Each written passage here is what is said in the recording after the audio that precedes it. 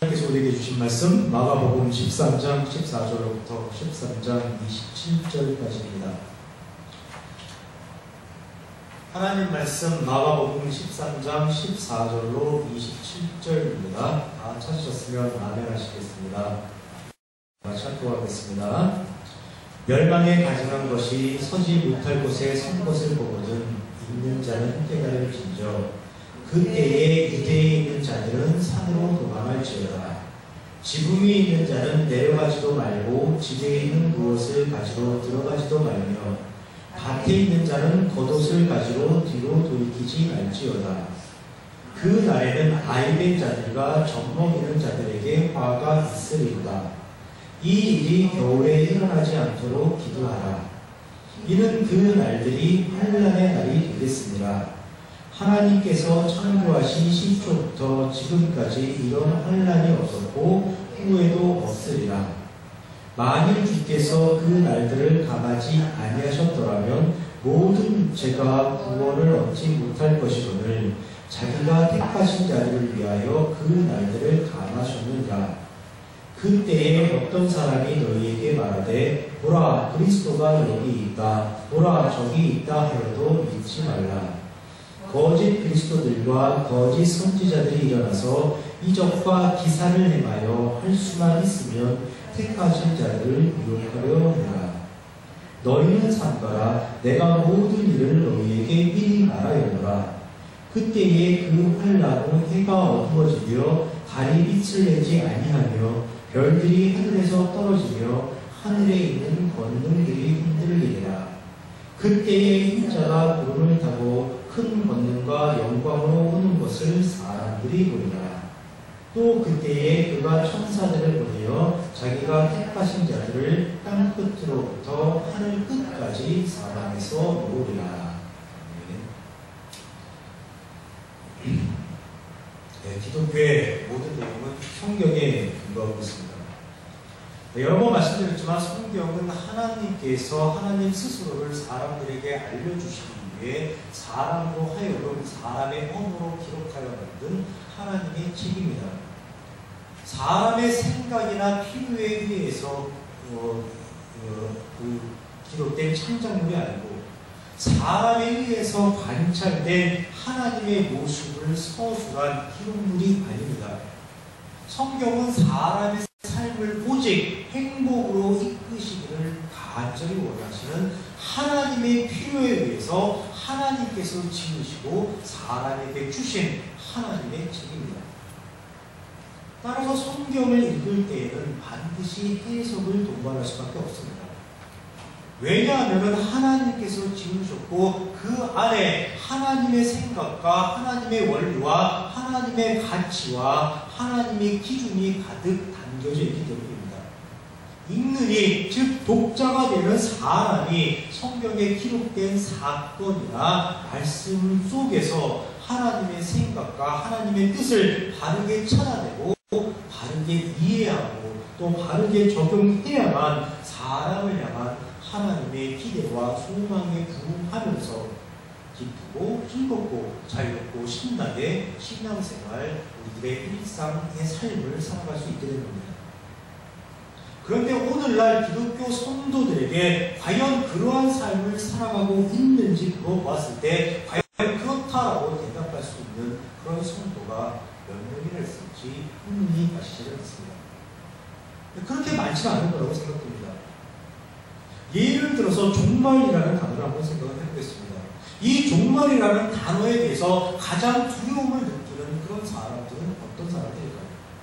세상 사람들일까요? 아니면 기독교 성도들일까요? 불행하게도 안타깝게도 세상 사람들보다는 오히려 기독교 성도라는 사람들이 더 종말이라는 단어에 대해서 더 민감한 반응을 보이고 종말이라는 단어에 대해서 더 두려움을 느끼고 있다는 사실입니다. 세상 사람들은 종말에 대해서 그렇게 깊이 있게 심각하게 생각하지 않습니다. 왜냐하면 종말이라는 개념 자체가 그들에게는 아예 없기 때문입니다. 기껏해야 소설이나 영화, 드라마 같은 것을 통해서 접하는 우주전쟁이나 해성 충돌, 그리고 자연재해, 아니면 좀비의 습격 같은 것으로 인해서 우리가 살아가고 있는 이 땅이 황폐해질 것이라고 생각하는 그 정도입니다. 그리고 그것도 지금 당장 일어날 것이 아니라고 생각하고 있고, 설령 언젠가 일어난다고 하더라도 반드시 그 누군가가 살아남아서 인류의 존재가 완전히 멸망당하는 일은 없다고 생각합니다. 왜냐하면 소설이나 영화나 드라마가 다 그런 희망의 메시지를 담고 있기 때문입니다. 그래서 세상 사람들은 종말에 대해서 이야기를 하기도 하지만은 그렇게 깊이 있게 생각하지도 않고, 그렇게 심각한 반응을 보이지도 않고, 또 그렇게 두려워하지도 않습니다. 그저 주어진 오늘 하루하루를 묵묵히 열심히 살아갈 뿐입니다. 오히려 세상 사람들은 종말을 이야기하고 종말을 두려워하는 교회와 기독교 성도들을 좀 이상한 시각으로 바라봅니다. 너희들은 하나님을 믿는다며? 종말이 와도 그 하나님이 너희들을 다 구원해 준다며? 그런데 왜 그렇게 종말을 두려워하고 그렇게 호들갑을 떨어? 너희가 진정 하나님이 있다고 생각을 하는 거냐? 너희가 정말 하나님을 믿기는 믿냐? 도대체 너희라는 존재는 알 수도 없고 이해할 수도 없어. 이 세상 사람들은 그런 시선으로 교회를 바라보고 성도들을 바라보고 있습니다. 그럼 또 우리는 그들을 향해서 그렇게 얘기합니다. 너희들이 개맛을 알아.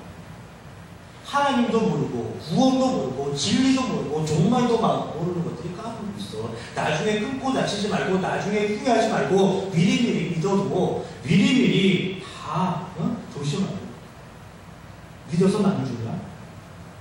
이 마치 우리들은 모든 것을 다 알고 있다는 듯이 오히려 그들을 향해서 큰소리칩니다. 그런데 그것이 아주 큰 착각이라는 겁니다.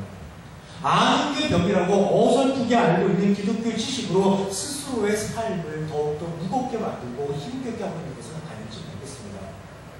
모르는 게 약이라는 그런 말도 있지만은 차라리 모르는 게 훨씬 더 나을 것 같다는 그런 생각을 하게 됩니다. 도대체 하나님을 믿는 기독교 성도들은 왜 그렇게 종말에 대해서 민감한 반응을 보이고 또 그 종말에 대해서 두려움을 느끼는 것일까요? 그 이유는 아주 간단합니다. 종말이라는 것에 대해서 다 오해를 하고 있기 때문입니다. 지난주에도 살펴보았지만은 주의 임하심과 세상 끝에는 무슨 일이 있겠습니까? 무슨 징조가 있겠습니까? 라고 제자들이 물었고, 그 제자들의 질문을 다 종말에 관한 질문이라고 생각을 하고 있고, 그 질문에 대한 예수님의 대답을 다 종말의 징조, 종말 때에 일어날 현상이라고 생각하고 있기 때문입니다.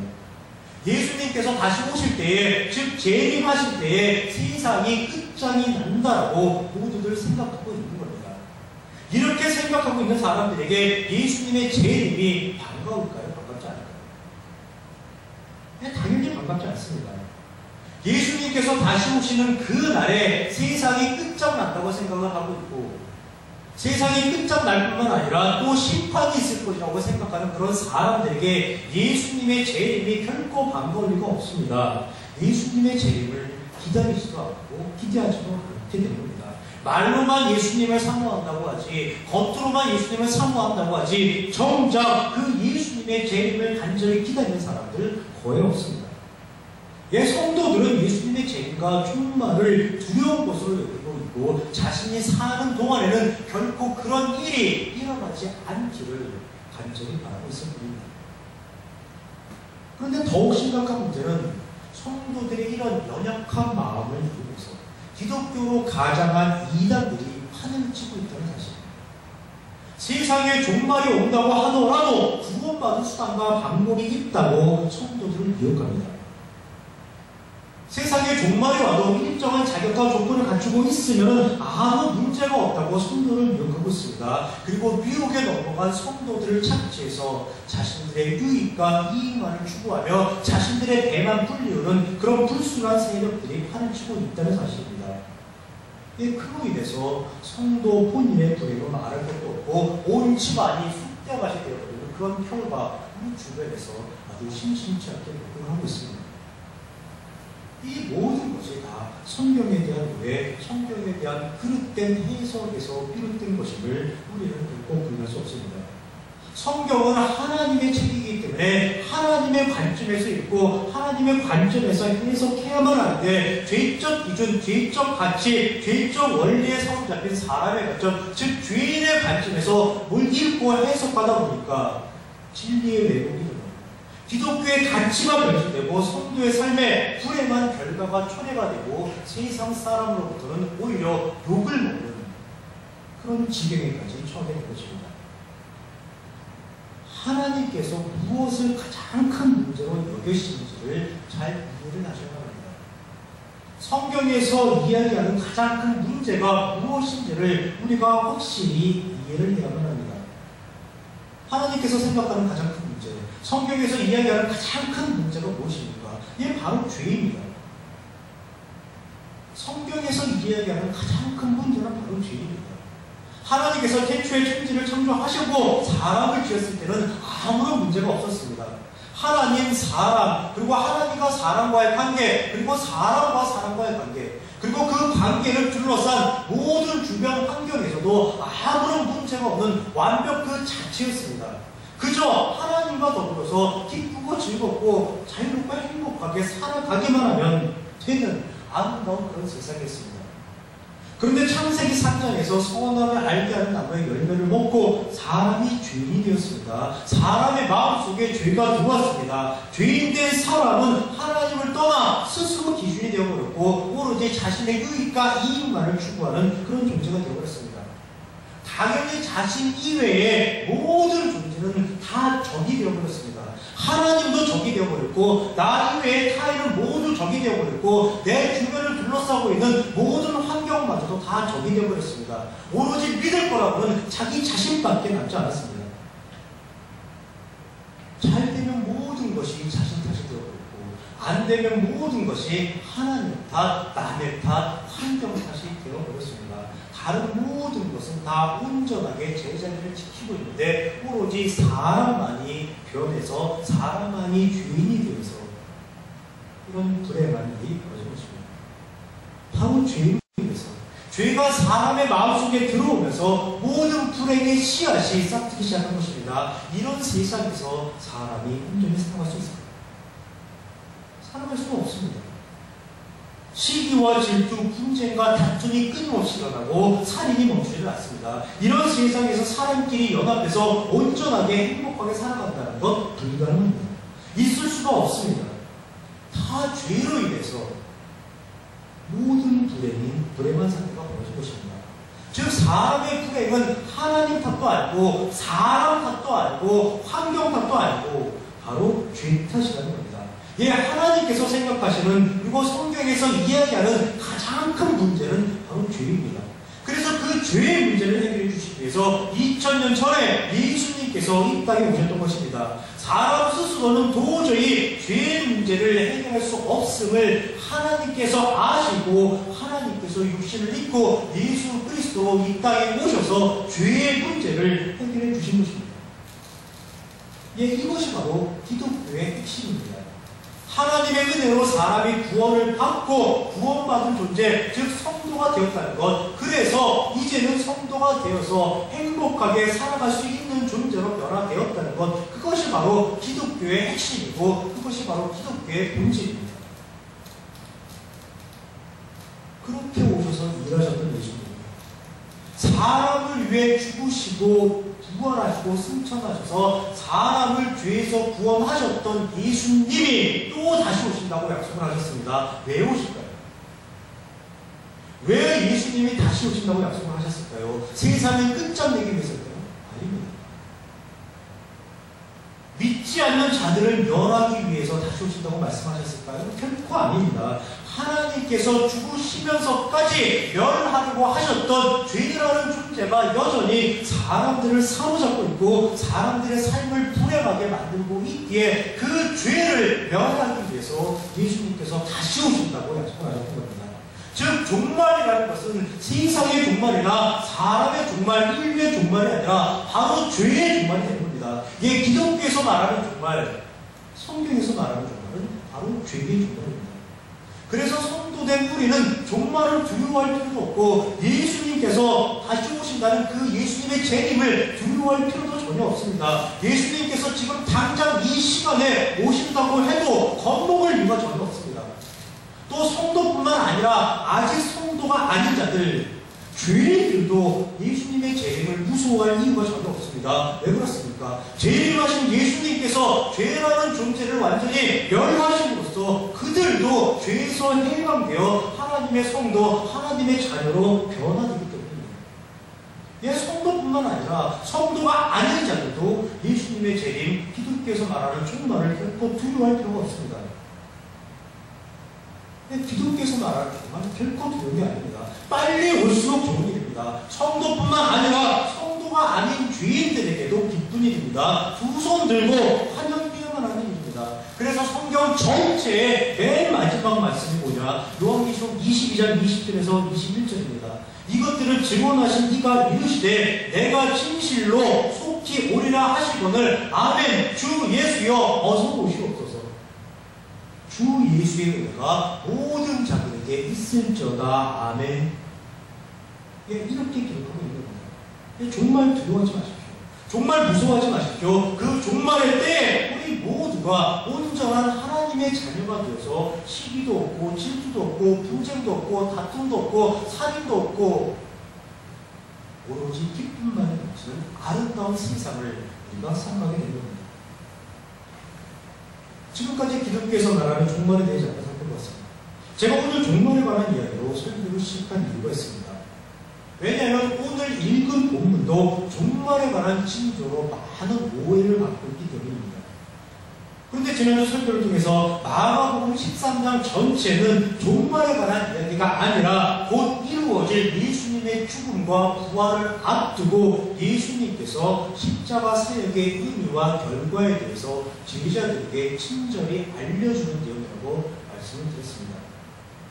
그럼에도 불구하고 쉽게 동의하지 못하는 분들이 분명히 계실 것입니다. 그 분들을 설득하고 이해시키는 일이 저의 본분이겠지만 혹시나 설득과 이해가 되지 않더라도 기독교에서 말하는 종말이라는 것에 대해 결코 무서워하거나 두려워하지 마시라는 그런 심정으로 제가 오늘 기독교에서 말하는 종말, 성경에서 말하는 종말에 대해 말씀을 드렸습니다. 이것을 잘 기억해 주시기를 부탁드립니다.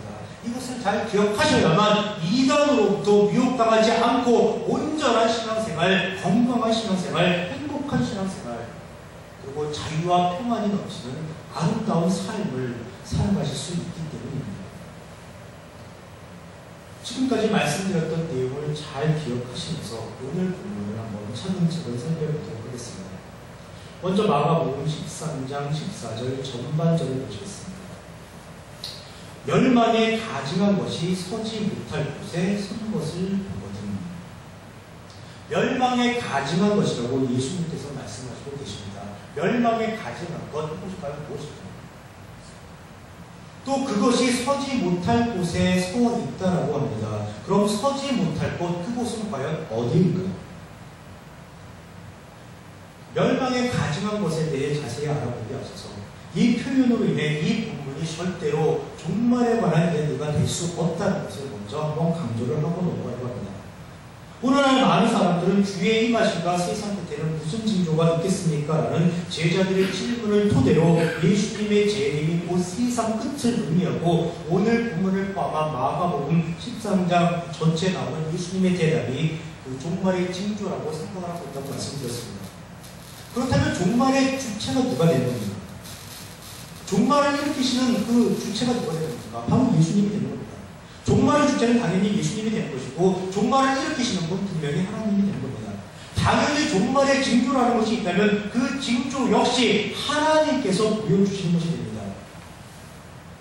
그렇다면 멸망에 가증한 것이 서지 못할 곳에 선 것을 보거든 이 내용은 분명히 종말의 징조가 되는 것이고 이 징조는 하나님께서 보여주시는 것이라고 말할 수가 있게 됩니다. 그런데 그 하나님께서 보여주시는 징조를 예수님께서 멸망에 가증한 것이라고 표현을 하시기 때문에 합니다. 아버지 하나님께서 보여주시는 그 종말의 징조를 그 아들 된 예수님이 멸망에 가증한 것이라는 그런 섬뜩한 표현, 그런 과격한 표현, 그런 격렬한 표현을 쓰시게 되는 겁니다. 하나님과 공체이신 예수님께서 하나님께서 하시는 일에 그런 적대적인 표현을 과연 쓰실까요? 쓰시지 않습니다. 쓰실 리가 없습니다. 따라서 멸망에 가증한 것은 결코 종말의 징조가 될 수 없다는 결론에 이르게 되는 것이고, 하나님께서 계획하신 일, 그 일이 절대로 아니라는 그런 결론에 이르게 되는 겁니다. 그럼 멸망에 가증한 것, 그것은 무엇일까요? 앞에서 잠깐 말씀드렸습니다. 하나님께서 생각하는 가장 큰 문제, 성경에서 이야기하는 사람들의 가장 큰 문제, 그것이 무엇이었습니까? 바로 죄였습니다. 예, 멸망에 가증한 것은 바로 죄입니다. 그럼 서지 못할 것은 어디입니까? 이 서지 못할 건 당연히 사람입니다. 하나님의 창조 사역의 최종 목적이었던 사람입니다. 바로 그 사람에게 죄가 들어왔고 그 결과로 사람이 죄인이 되었다는 것을, 멸망에 가증한 것이 서지 못할 것에 섰다라고 예수님께서 말씀하신 겁니다. 예, 이 말씀은 바로 창세기 3장 사람이 선악을 알게 하는 나무의 열매를 먹고 죄인이 된 사건을 가리키는 내용입니다. 그런데 사람들은 안타깝게도 그리고 불행하게도 자신들이 죄인 되었다는 것을 전혀 인식하지 못합니다. 사람들이 죄에 사로잡힌 죄의 종이 되었다는 사실을 전혀 깨닫지 못합니다. 이미 죄가 사람들의 마음속에 들어와 사람의 모든 인식체계와 모든 사고체계를 죄의 원리와 죄의 가치, 죄의 기준으로 작동하게끔 사람을 조정하기에 사람은 자신의 주인이 죄라는 사실을 전혀 알지도 못합니다. 또 알지도 못하기에 그 어떤 조책도 세울 수 없는 것입니다. 즉 사람 스스로 죄에서 벗어날 수 있는 방법은 결코 존재하지 않는 것입니다. 그 내용을 비유적으로 표현하시는 예수님의 말씀. 즉 사람 스스로가 죄에서 도저히 벗어날 수 있는 그런 수단과 방법이 없다고 말씀하시는 내용이 13장 14절 후반절부터 18절까지입니다. 그때에 유대에 있는 자들은 산으로 도망할지어다. 지붕 위에 있는 자는 내려가지도 말고 집에 있는 무엇을 가지러 들어가지도 말며 밭에 있는 자는 겉옷을 가지러 뒤로 돌이키지 말지어다. 그 날에는 알된 자들과 젖먹이는 자들에게 화가 있으리로다. 이 일이 겨울에 일어나지 않도록 기도하라. 사람들은 이 말씀을 종말의 징조라고 오해하고 있고 종말에 나타날 우리들에게 이 같은 현상적으로 생각하고 있는데 결코 그렇지 않습니다. 이 내용을 좀 전에 말씀드렸지만은 사람들이 결코 죄로부터 스스로 벗어날 수 있는 수단과 방법이 존재하지 않는다는 것을 예수님께서 우회적으로 말씀하신 겁니다. 당시 유대교는 하나님께서 주신 율법을 모독했습니다. 하나님께서 주신 율법의 기본 정신은 다 망각하고 그것을 법조항으로 만들어서 그 법을 지켜 행하면은 죄 사함을 받고 온전한 삶을 살아갈 수 있다고 방법론을 제시하면서 백성들을 기만했습니다. 그러면서 백성들의 삶을 더욱더 공고하게 힘들게 만들고 자신들의 배만 돌려갔습니다. 그런 유대교 지도자들을 조롱하고 비웃어 주면서 사람에게는 죄에서 벗어날 수 있는 방법론이라는 게 결코 없음을 예수님께서 우회적으로 해학적으로 재미있게 풀어서 말씀하시는 겁니다. 한번 살펴보겠습니다. 14절 후반절. 그때에 유대에 있는 자들은 산으로 도망할지어다. 여러분, 산으로 도망가면 사람들이 죄에서 벗어날 수 있습니다. 산에 오르면은 죄의 사함을 받을 수 있을까요? 산에 오르면은 저절로 죄인이 의인으로 변화가 됩니까? 그래서 오늘날 우리나라 사람들이 그렇게 많은 아웃도어 옷을 챙겨 입고 주일이면 산으로 올라가는 것일까요? 죄로부터 벗어나기 위해서 사람들이 산을 오르는 걸까요? 그렇다면 하나님께서 교회를 왜 만드셨습니까? 산이. 예수님 말씀은 산으로 도망가면 죄를 피할 수 있다는 뜻이 아닙니다. 산으로 도망가면 죄에서 더 자유로워질 수 있다고 말씀하시는 것이 아닙니다. 아무 소용이 없다는 겁니다. 죄를 피할 방법이 없다는 겁니다. 사람 스스로 죄에서 벗어날 수단과 방법은 아예 존재하지 않는다는 것을 우회적으로 돌아가면서 재미있게 말씀하십니다. 또 15절 16절을 보겠습니다. 지붕 위에 있는 자는 내려가지도 말고 집에 있는 무엇을 가지러 들어가지도 말며 밭에 있는 자는 겉옷을 가지러 뒤로 돌이키지도 말지어다. 왜 이렇게 말씀하실까요? 지붕 위에 있으면 죄로부터 조금이라도 더 안전한가요? 밭은 그나마 죄의 공습으로부터 더 충격을 완화시켜 준 것인가요? 예수님께서 왜 이렇게 말씀하셨는지 예수님의 해석을 이해하셔야 합니다.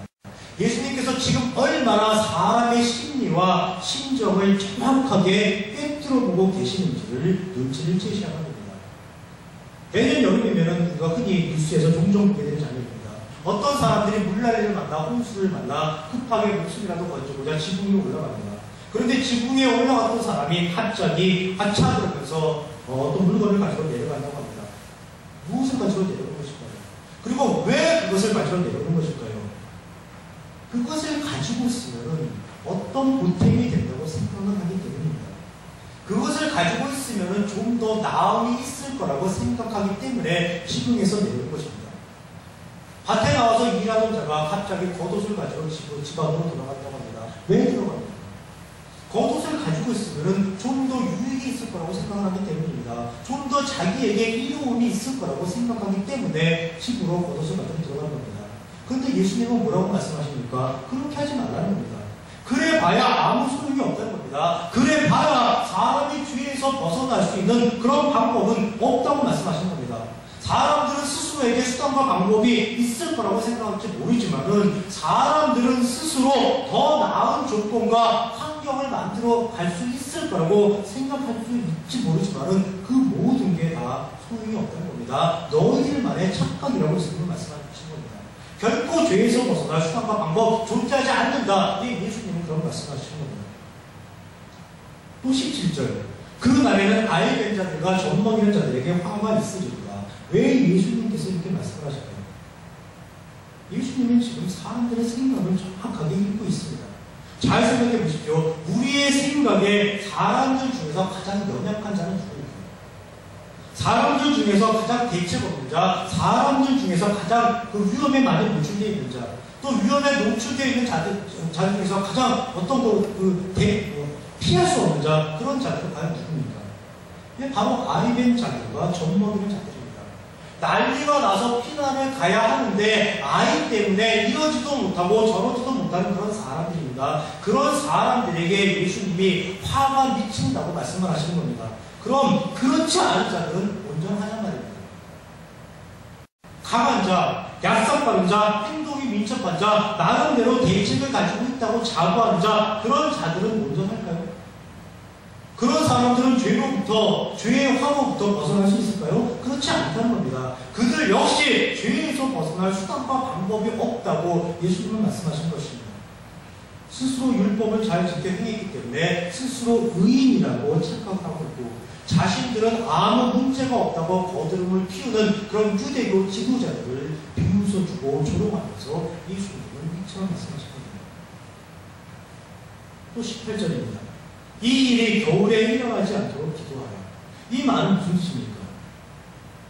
한국전쟁을 기억하시면 쉽게 이해가 됩니다.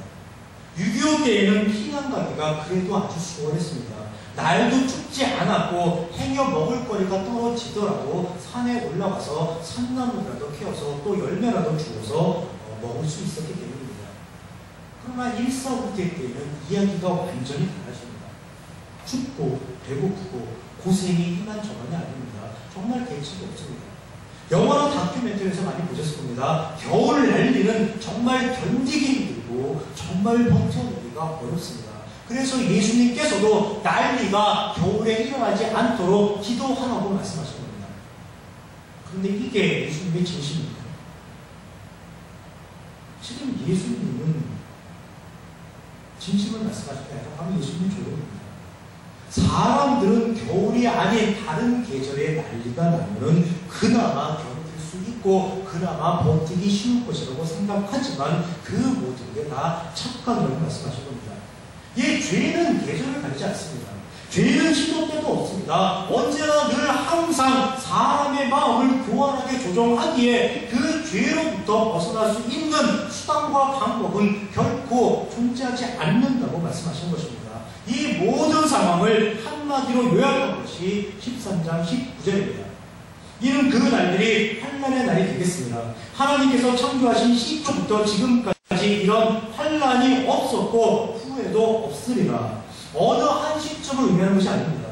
특별한 때를 의미하는 것이 아닙니다. 아담과 하와가 선악을 알게 한 나무의 열매를 먹고 죄인이 된 이래로 모든 사람은 매일매일 환란의 날을 살아가고 있는 것입니다. 매일매일 죄의 종으로 힘겹게 불행하게 삶을 살아가고 있는 것입니다. 사람 살아가는 세상 속에서 죄의 기준, 죄의 가치, 죄의 원리가 작동하는 것보다 더 큰 불행, 더 큰 환란은 있지 않다고 지금 예수님은 말씀하신 겁니다. 그런데 죄의 환란보다도 죄의 불행보다도 더 큰 심각한 문제가 있습니다. 그것은 사람들이 죄의 환란 가운데 살아가고 있다는 것을 전혀 인식하지 못하고 있다는 겁니다. 또한 그 죄의 환란 가운데서 스스로 벗어날 수 있는 방법이 전혀 없다는 겁니다. 누군가가 도와주지 않으면은, 누군가가 나서주지 않으면은 사람은 영원히 죄의 종이 되어서 불행 가운데 없습니다. 시기와 질투, 분쟁과 다툼, 살인이 난무하는 그런 지옥 같은 세상에서 사람은 살아갈 수밖에 없습니다. 그래서 누군가가 도와주신 겁니다. 그래서 누군가가 나서주신 겁니다. 그 누군가가 누굽니까? 이게 바로 하나님입니다.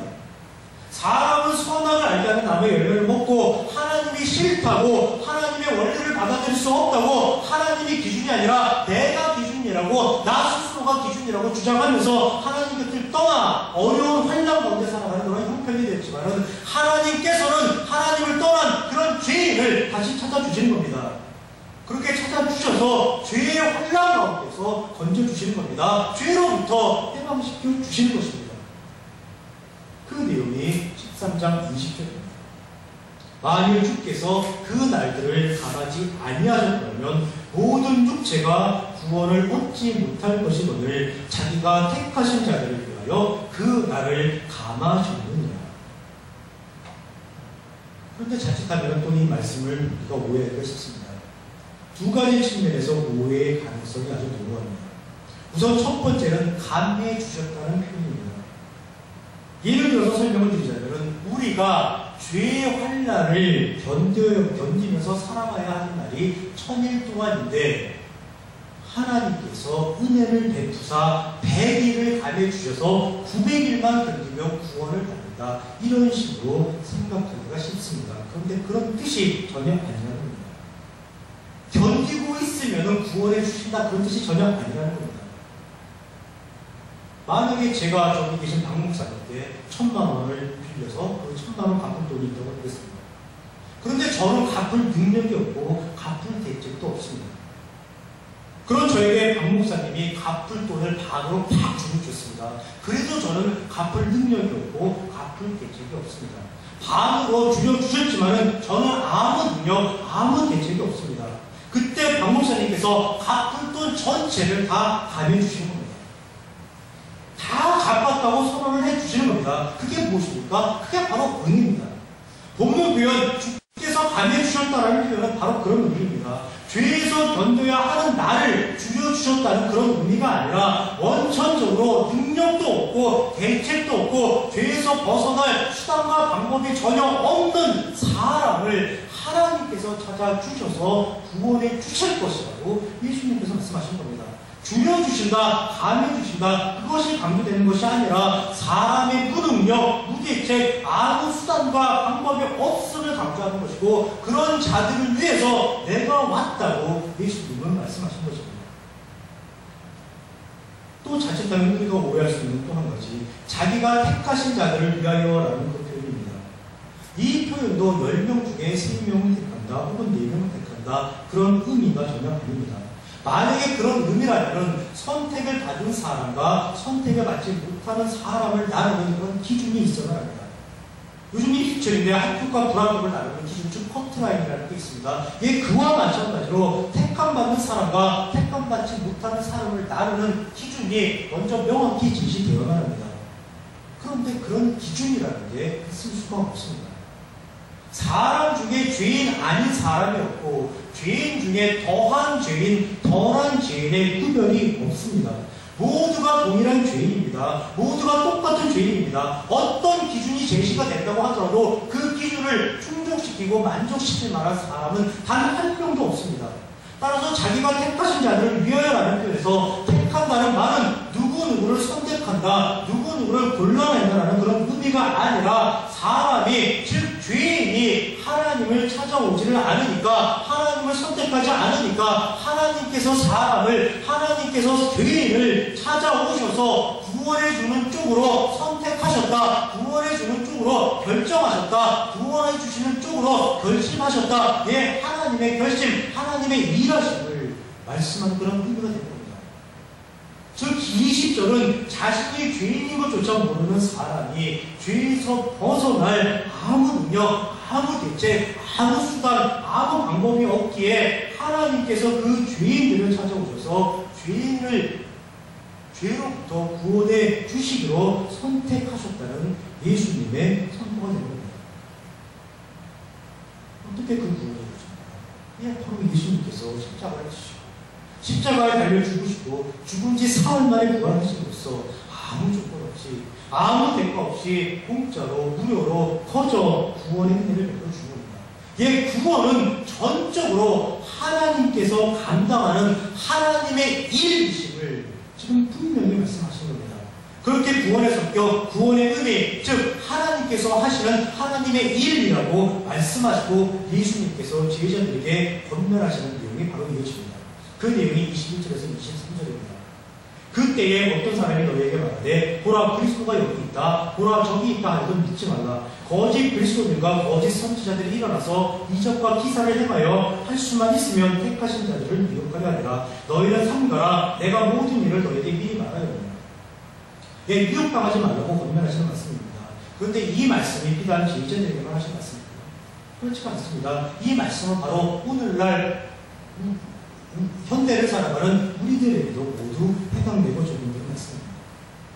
먼저 하나 여쭤보겠습니다. 어떤 경우에 사람들이 미혹을 당하는가요? 예수님께서 미혹을 당하지 말라고 말씀하시는데 사람이 미혹을 당하는 이유는 과연 무엇인가요? 어떤 경우, 어떤 상황에서 사람들이 미혹을 하고 또 미혹을 당하게 될까요?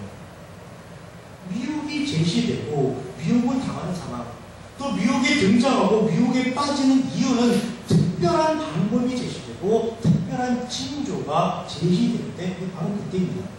순리가 아닌 명리를 제시하고 정상이 아닌 비법을 제시하고 일상적인 것이 아닌 특별한 것을 제시하는 것, 그것이 바로 미혹이고 그 제시를 수용하면 바로 미혹에 빠지게 된 겁니다.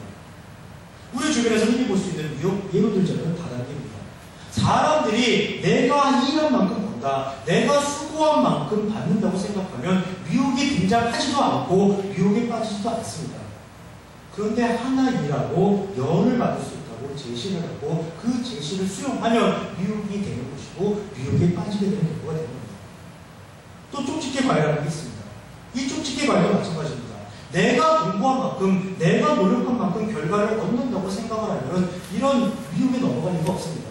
그런데 수고하고 애쓴 것 이상으로 훨씬 더 좋은 결과가 나올 것이라고 그렇게 제시를 하고 그 제시를 수용하면 결국 미혹이 되는 것이고 결국 미혹에 빠진 결과가 되는 겁니다.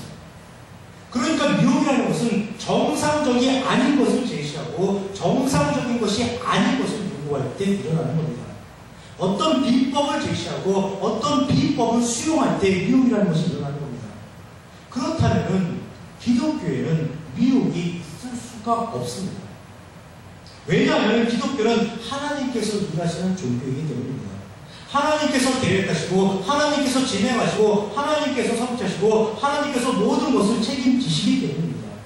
예, 하나님께서 일하시고 하나님께서 책임지시는 종교이기에 영리라는 게 있을 수가 없고 비정상이 있을 수가 없고 비진리가 있을 수가 없습니다. 그래서 미혹이라는 게 강조해 있을 수가 없습니다. 또 하나님께서 일하시는 것이기에 사람의 측면에서는 어떤 수단과 방법이 또 적용 조건과 자격이 제시가 될 수가 없고 하나님께서 일하시는 것이기에 결코 실패라는 것이 있을 수가 없습니다. 따라서 기독교에서는 미혹이라는 개념이 원천적으로 등장할 수도 없는 것이고 원천적으로 성립할 수도 없는 겁니다. 기독교의 본질만 제대로 알고 있으면 성경의 말씀만 온전히 알고 있고 온전히 이해만 하고 있으면 그 어떤 미혹이 오더라도 요동하지 않고 넘어가지 않을 수 있게 되는 겁니다.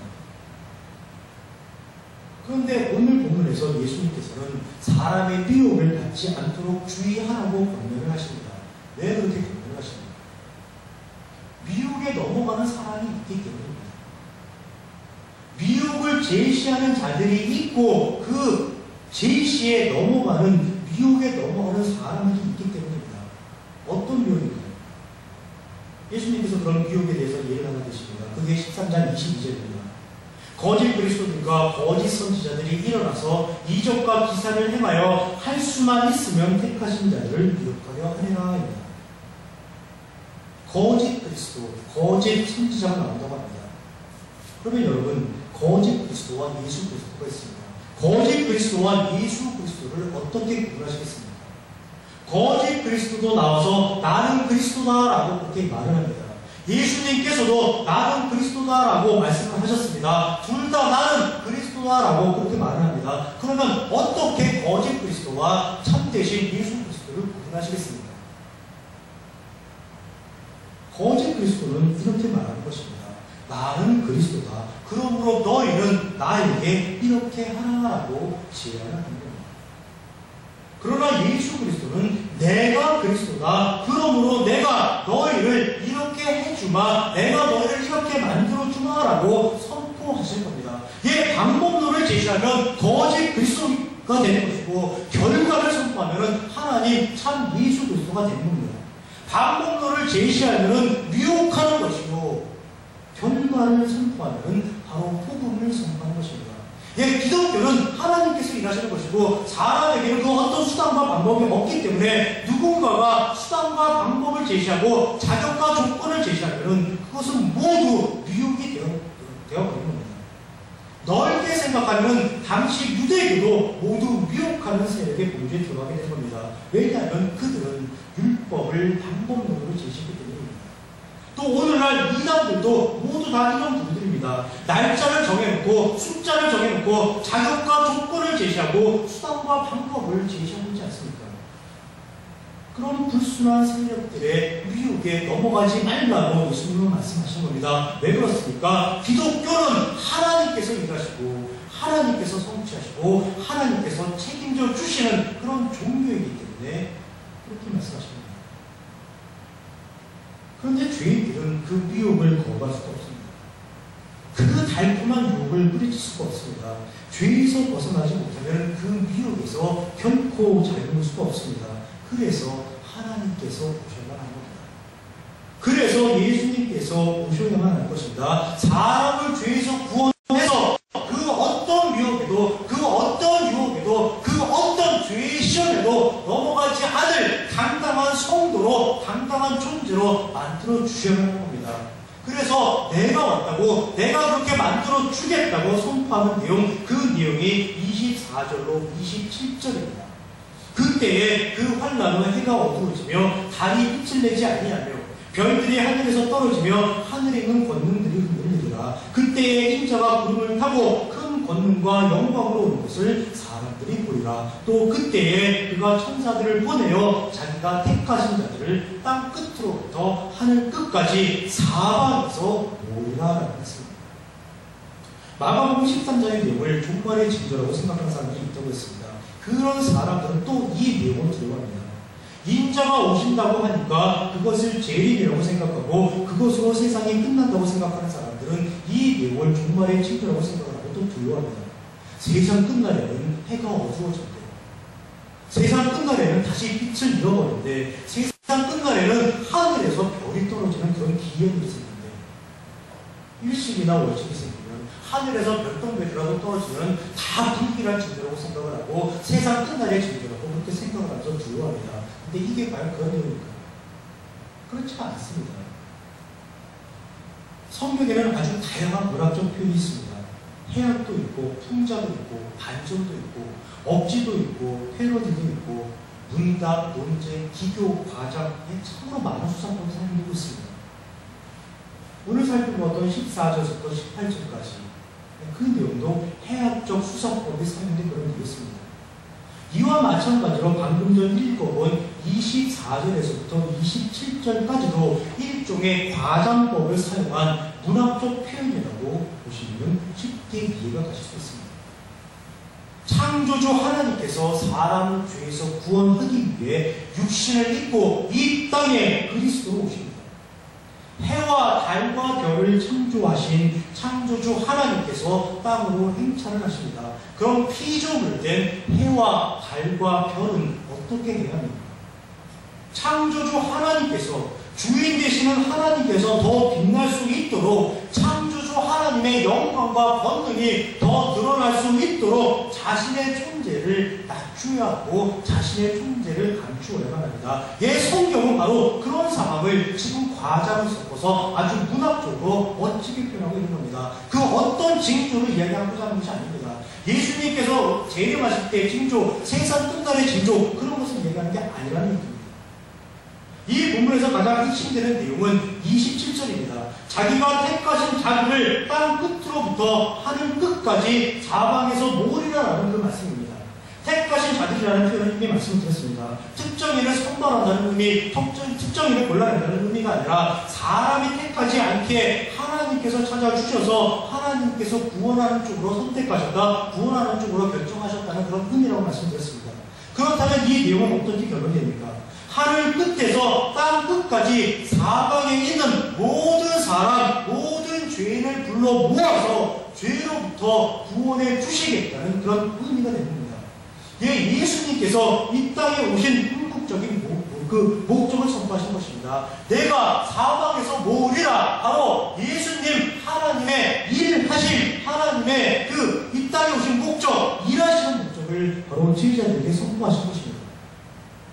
죄로부터 힘들었지, 죄로 인해 불행했지, 이제 걱정하지 마. 내가 왔잖아. 나 예수가 왔으니까 이제 걱정하지 마. 며칠 후 내가 십자가를 지고 십자가에서 죽을 것이고 또 죽은 지 사흘 만에 부활했는데, 그럼 너희 모두는 죄에서 해방될 거야. 죄에서 자유로워질 거야. 그러니 조금만 참아. 내가 기필코 너희들을 죄에서 건져낼 거야. 내가 기필코 너희들을 행복으로 인도할 거야. 아무 조건, 아무 자격 따지지 않고 공짜로, 무료로 거저 너희들을 하나님의 성도로 만들어낼 거야. 지금 예수님께서 하실 그 일에 대해서 제자들에게 선포하신 겁니다. 그리고 그 말씀대로 예수님은 모든 것을 다 이루셨습니다. 그 말씀대로 다 이루어진 결과가 누굽니까? 바로 여러분과 저 하나님의 성도입니다. 우리는 예수님의 죽음과 부활로 인해서 성도라는 존재, 성도라는 결과에 이미 도달해 있는 그런 존재입니다. 이 사실은 결코 변하지 않습니다. 그런데 안타깝게도 오늘날 교회에서 성도들을 불안하게 합니다. 성도라고 다 같은 성도인 줄 알아요. 더 큰 복, 더 큰 상급이 있다고 제시를 하고 그것을 받아낼 수 있는 수단과 방법이 있다고 성도들을 미혹하는 교회가 여전히 존재하고 있는 안타까운 현실입니다. 하나님께서 왜 이 땅에 오셨는지, 이 땅에 오셔서 하나님께서 과연 무슨 일을 하셨는지, 그리고 그 일로 인해서 내가 어떤 존재로 변화되었고 또 변화된 내가 어떻게 살아가야 하는지를 성경을 통해, 말씀을 통해 잘 분별하시고 하나님께서 우리에게 이루어주신 풍성한 은혜의 결과를 기쁘고 즐겁고 자유롭고 행복하게 누리면서 살아가시는 우리 담임 성도 되시기를 주님으로 축원합니다.